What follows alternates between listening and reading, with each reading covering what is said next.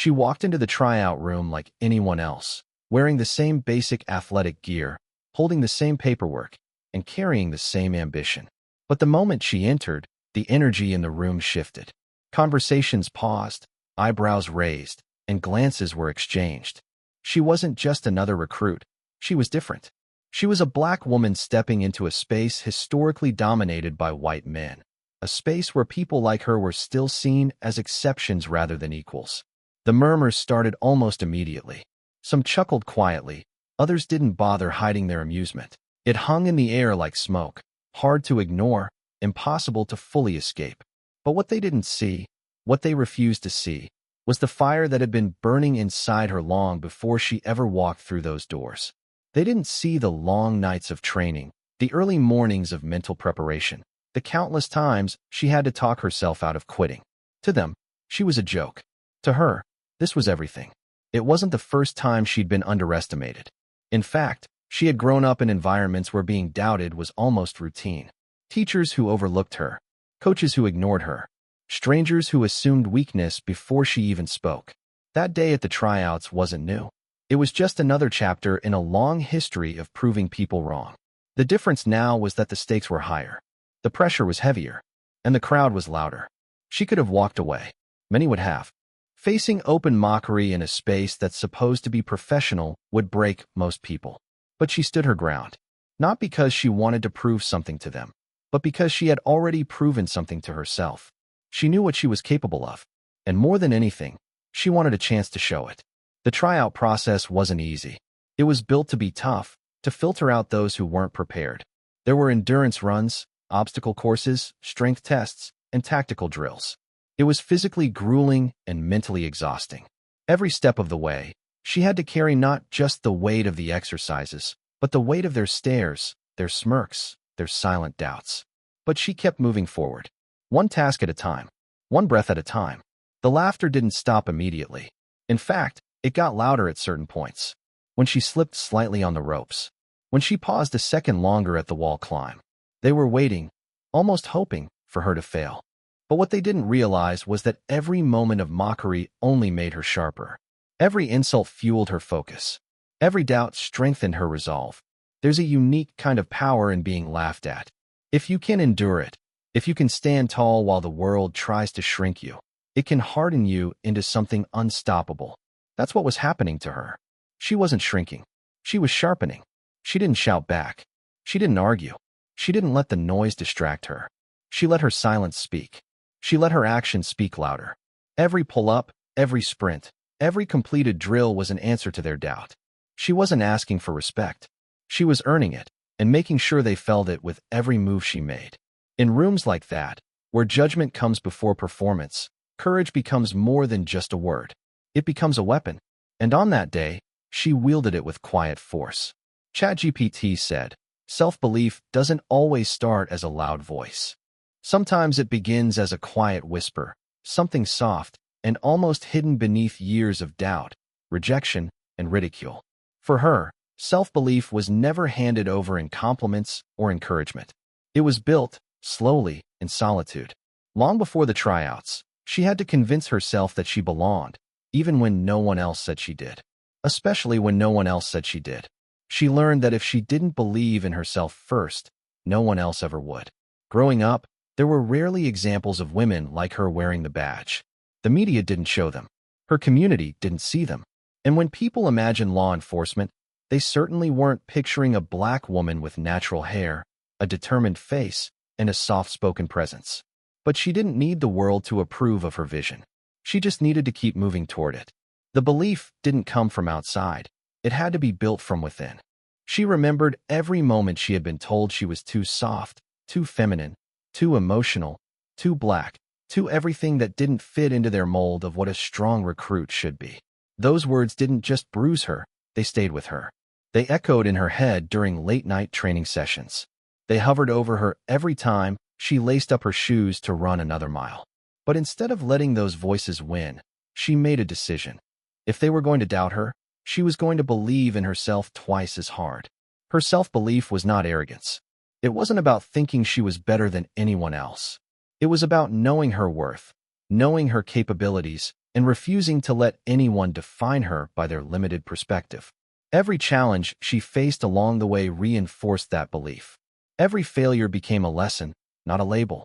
Every rejection became a redirection, not a wall. There were mornings she didn't want to train. Days when her body was sore and her spirit felt low. Days when she questioned why she was even trying. But that small voice inside, the one that had grown stronger with every obstacle, kept telling her to keep going. That voice wasn't built on ego, it was built on resilience. It reminded her that pain was temporary, but regret could last a lifetime. And she wasn't going to live a life filled with what-ifs. Walking into the police tryouts, she knew the odds were against her. She could feel it in the way the instructors looked at her, in the way the other recruits avoided eye contact or whispered under their breath. But she had already prepared for that. She had visualized those very moments. Not because she was paranoid, but because she understood how the world often worked for people who looked like her. She wasn't surprised by the mockery. She had expected it. What they didn't expect, however, was her strength to rise in spite of it. Believing in herself didn't mean she wasn't nervous. It didn't mean she didn't feel fear. It meant she chose to move forward anyway. She knew that courage wasn't the absence of fear. It was the ability to act despite it. Her heart pounded in her chest during the drills. Her legs burned during the endurance runs. But she never stopped, because she had already made a promise to herself, a promise that no laugh, no side comment, no stereotype would stop her from becoming who she was meant to be. When you believe in yourself, truly and deeply, you don't need applause. You don't even need validation. Your motivation becomes internal. Your drive becomes personal. That's what carried her through the hardest parts of the tryouts. While others were fueled by competition, she was fueled by a deep need to prove to herself that she could. And that mindset gave her an edge. Because self-belief isn't just emotional strength, it's strategic power. It helps you stay focused when others get distracted. It keeps you grounded when things get tough. It teaches you to see opportunity where others see limitations. She didn't need to be the loudest in the room. She didn't need to trash talk or show off. Her self-belief was quiet, but unshakable. And that made all the difference. Stereotypes have a way of entering the room before a person does. They shape perception long before any action is taken, long before a single word is spoken. For her, this was not new. Every room she walked into, every institution she stepped toward, came with expectations already stamped on her skin, her hair, her voice. She knew what people saw. A black woman, too soft to be tough, too emotional to lead, too different to fit in. And yet, despite knowing how the world viewed her, she chose to walk forward anyway. The police tryouts weren't just a physical test for her. They were a battleground of perception. She wasn't just running against a clock. She was running against every false assumption that had ever been thrown her way. The stares weren't just curious, they were judgmental. The laughter wasn't just casual, it was a statement. They didn't believe she could do it because the stereotype in their minds already told them she couldn't. She had experienced this countless times in life, but this setting felt amplified. It was official. It was public. And it was filled with people who thought strength had a certain look, a certain voice, a certain background. She didn't fit their image of what power looked like, and because of that, they had already counted her out. But what none of them realized was that she had been preparing for this kind of confrontation her entire life. Breaking stereotypes doesn't happen in one dramatic moment. It happens in small, consistent acts of defiance. It happens when someone chooses to show up again and again, regardless of what others think they can do. It happens when you keep doing the work, silently, while others wait for you to fail. That's exactly what she did. Every stretch, every drill, every rep. It was her way of pushing back against the box the world had placed her in. The moment she was paired against the strongest recruit wasn't planned. It wasn't staged for effect. It was just part of the evaluation. But in that instant, all the doubts, all the laughter, all the assumptions gathered around like a storm ready to swallow her. The strongest recruit was taller, broader, louder, and he walked with the confidence of someone who had never had to question whether he belonged. People expected her to crumble. They expected her to falter. Some even waited with smirks, ready to witness her defeat. But she didn't walk into that moment to prove them right. She walked in to prove herself steady, focused, and ready. It wasn't about size. It wasn't about loudness. It was about skill, control, and presence. She didn't try to match his energy. She stayed in her own. She moved with precision. She didn't let the noise around her cloud her thinking. She kept her body calm, her breath steady, her mind sharp. What happened next wasn't flashy. It wasn't theatrical. It was pure execution. She read his movements, anticipated his strength, and responded with a calmness that only comes from deep preparation. Within seconds, he was on the ground, and the room fell silent. The silence wasn't just shock, it was realization. In that single moment, the stereotype cracked. She didn't need to scream about it. She didn't need to brag. Her actions did the work. People stared not just because of the result, but because it challenged what they thought they knew. They had to reconcile what they had just seen with what they believed was possible. The narrative they had built in their minds didn't match the reality in front of them. And that's how change begins. Not with a speech, not with confrontation, but with truth revealed through action. She didn't celebrate. She didn't gloat. She simply stepped back and waited for the next instruction. But the energy had shifted. People no longer looked at her as a joke. Some still didn't know what to make of her, but now there was curiosity instead of dismissal, interest instead of mockery, respect instead of ridicule. That shift didn't just happen because she won. It happened because she forced them to question what they thought they knew. She held a mirror up to their bias and showed them a reflection they weren't ready to see. In a space where stereotypes ruled the narrative, she rewrote the script. Not with words, but with action. Not with anger, but with grace under pressure. Strength isn't always loud. It doesn't always come with a broad chest, bulging muscles, or a booming voice. Strength can be quiet.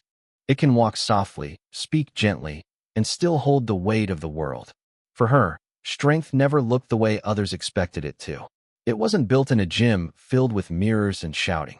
It was forged in silence, through struggle, through persistence, and through the discipline of not giving up when it would have been so much easier to quit. From the outside, people made assumptions. They looked at her frame, her skin, her gender, and they formed a conclusion before she ever had a chance to move. They didn't see strength because they didn't recognize what it actually looked like. To them, strength had one form: physical dominance, the kind that flexes and roars. But she was living proof that real power could be still, strategic, and controlled. She had learned that strength was not something you show off. It's something you carry. Throughout her life, she had to hold more than most. Emotional weight, social pressure, cultural expectations. The daily resistance of being a Black woman in systems not built with her in mind. She had to navigate rooms where people underestimated her before she even spoke. She had to work twice as hard to be seen as half as capable. But in that resistance, she developed something stronger than muscles: endurance. Endurance of the heart, of the mind, of the will. That was her strength. The ability to keep going without needing applause. The ability to stay soft without being weak. The ability to stand tall even when the world wanted her to bow. Physical strength was part of her preparation, of course. She trained hard. She pushed herself every single day, not to impress others, but to outgrow the version of herself from the day before. She lifted. She ran. She learned technique. But more than that, she developed the mental strength to overcome fear, the emotional strength to endure being judged, and the spiritual strength to know her worth even when others didn't. When it came time to prove herself in the police tryouts, the others still didn't see it. They saw her as out of place, a mismatch in a lineup of hardened, loud, visibly tough men. But strength isn't always measured in decibels or inches. Sometimes it's measured in restraint, in the way someone carries pressure, in the way they respond under fire. While others were showing off, flexing, shouting, she kept her focus inward. She wasn't there to compete with them. She was there to compete with who she was yesterday. That strength showed in the details. In her breathing during endurance drills. In her precision during the obstacle course. In her steadiness during hand-to-hand exercises. She didn't flinch. She didn't panic. She didn't lose control. And in every moment she moved with purpose. She was teaching everyone around her that strength isn't just about what you can lift. It's about what you can carry through life without letting it break you. Some recruits pushed themselves to exhaustion trying to prove something. She simply delivered what she had trained for. She didn't need to prove anything. Her very presence in that space, her calm execution, her refusal to be shaken by noise or judgment, was already proof. The strongest recruit, the one everyone assumed would dominate, came at her with full confidence. She responded not with force, but with timing, technique, and clarity. That strength, the kind that doesn't need to be announced, is what turned the tables. After the confrontation, people began to rethink what they believed about her. But more importantly, they began to rethink what they believed about strength itself. They had seen someone who didn't look like the stereotype do something the stereotype was supposed to do better, and they couldn't ignore it. She didn't match their expectations, she shattered them. True strength isn't always seen in muscles or noise. Sometimes it's seen in the way someone doesn't quit when everything is stacked against them. Sometimes it's in the way someone walks into a space that wasn't made for them and refuses to leave. Sometimes it's in grace under pressure, in silence under scrutiny, in movement under judgment. She carried that kind of strength into every part of the tryout, and the longer she stood her ground, the more undeniable it became. Humiliation is a feeling that lingers long after the moment has passed. It stains the memory and echoes in the mind, especially when it's served in front of others. For her, the laughter at the police tryouts wasn't just casual amusement. It was deliberate, sharp, and dismissive. It was meant to cut, meant to remind her that in their eyes, she didn't belong. When they laughed, it wasn't about a joke. It was about power. It was a way of putting her in her place before she even had the chance to speak or move. But instead of letting that moment define her, she absorbed it. She took that humiliation and turned it into fuel. There's a special kind of strength in choosing not to retaliate in the way people expect. She didn't lash out. She didn't argue. She didn't try to explain herself or plead for respect. Instead, she went inward. She let the sting of that moment settle, not to hurt her, but to sharpen her. Every laugh, every smirk, every dismissive glance added to the fire that already burned quietly inside her. She didn't crumble under the pressure. She let it compress her focus into something even more intense. She had experienced humiliation before. It wasn't new. In classrooms where she was overlooked. In jobs where her ideas were ignored until someone else repeated them louder. In everyday moments when people assumed less of her based on how she looked. Humiliation had been a steady companion, but over time, she had stopped letting it weaken her. She had learned how to turn it into a lesson, into strategy, into purpose. At the tryouts, she understood that responding emotionally would only feed the narrative they had already created about her. So she responded in a different way, not with words, but with action. With each drill, she tightened her form. With each task, she refined her focus. She wasn't performing for them. She was working for herself. And with every step forward, she wasn't just getting closer to completing the tryout. She was reclaiming the dignity they tried to take from her. The hardest part about being humiliated publicly is maintaining composure. It requires immense self-control not to break under the weight of being laughed at while trying your best. It's a mental battle to keep moving when your dignity feels like it's on the floor. But she had trained herself for that too.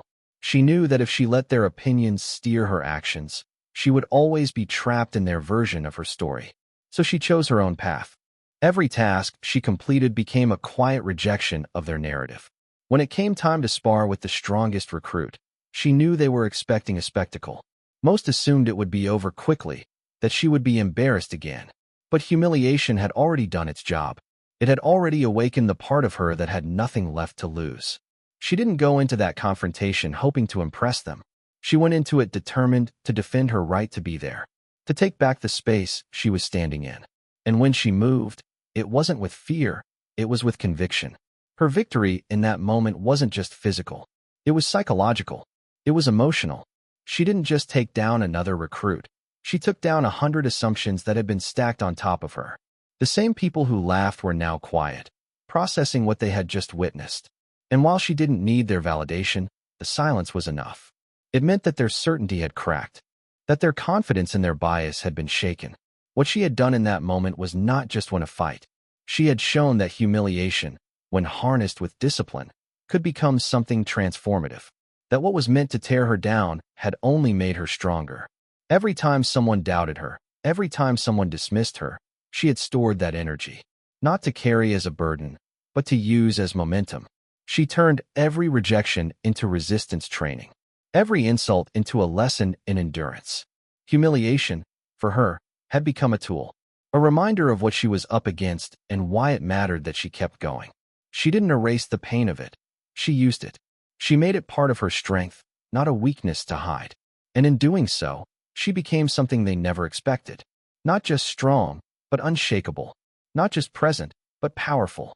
Heroes are often imagined in one particular way. Tall, bold, loud. Wearing uniforms that fit perfectly. Walking with a certain swagger. Moving with the kind of confidence that seems untouched by fear or doubt. That image is so deeply embedded in the collective mind that anything different is often ignored, questioned, or outright rejected. For her, this wasn't just an abstract idea, it was personal. She had spent her life watching others be celebrated for traits she also possessed, but that went unnoticed when they lived inside her. She was calm under pressure, resilient through difficulty, and quietly courageous. But those things didn't fit the mold, so they weren't recognized as heroic. Until the moment came when people were forced to see her differently. She didn't step into the police tryouts to become anyone's idea of a hero. She wasn't trying to make headlines or change narratives. She came for one reason: to take the next step in a life that had already demanded strength, integrity, and service in ways the world would never see. Her journey up to that point had been filled with small, unseen acts of heroism, showing up when it was hard, protecting others without credit, standing tall in spaces where she was told to shrink. Those weren't the kinds of moments that made the news, but they were the foundation of the person she had become. When she walked into that tryout room, no one saw a hero. They saw a target, a joke, an outlier. Her appearance didn't match the stereotype. Her presence disrupted their expectations. Some didn't take her seriously. Others dismissed her completely. But what they didn't understand was that true heroism rarely announces itself. It shows up quietly. It shows up with discipline, with character, with consistency. And that's exactly what she brought. Her strength wasn't in overpowering others. It was in holding herself together when others tried to pull her apart. Her courage wasn't in shouting over the noise. It was in staying steady while the room buzzed with judgment. She didn't win people over with words. She didn't try to explain who she was. She simply kept showing up, kept performing, kept proving that her place wasn't something they had to approve. It was something she had already earned. During the sparring session, when she faced the strongest recruit, everything people thought they knew was put to the test. No one expected her to hold her ground. They had written her off before she even began. But when the moment came, she didn't hesitate. She moved with purpose, with skill, and with control. She didn't just win a test of strength. She revealed a deeper kind of power. One that couldn't be measured in muscle mass or loudness. One that came from the inside. As he hit the ground and the room fell silent, it wasn't just about the outcome. It was about what that outcome represented. People had to face the fact that their idea of who gets to be strong, who gets to lead, who gets to wear the uniform, had been too narrow. She didn't just defeat another recruit. She dismantled an image. She showed that a black woman could be powerful, precise, composed, and everything a hero is supposed to be. Not because she copied the mold, but because she made her own. From that point forward, she wasn't just the one who got laughed at. She was the one who made people think twice. The one who didn't match the costume, but lived the character. The one who turned every doubt thrown her way into a reason to keep going. And while she didn't ask to be anyone's symbol or inspiration, she became one simply by refusing to be erased. The beauty of what she did wasn't just in the act. It was in the shift it caused, in how people started to question their assumptions, in how other women in the room stood a little taller, in how the instructors looked less certain about what they thought they knew. Heroism, she proved, isn't always about saving others in dramatic fashion. Sometimes, it's about saving your own identity in a world that's constantly trying to rewrite it. She redefined the image without saying a word, not by being louder, but by being undeniable, not by trying to fit in, but by standing firmly in who she was. She didn't need a cape, or a spotlight, or permission. All she needed was the moment, and the strength to rise fully into it.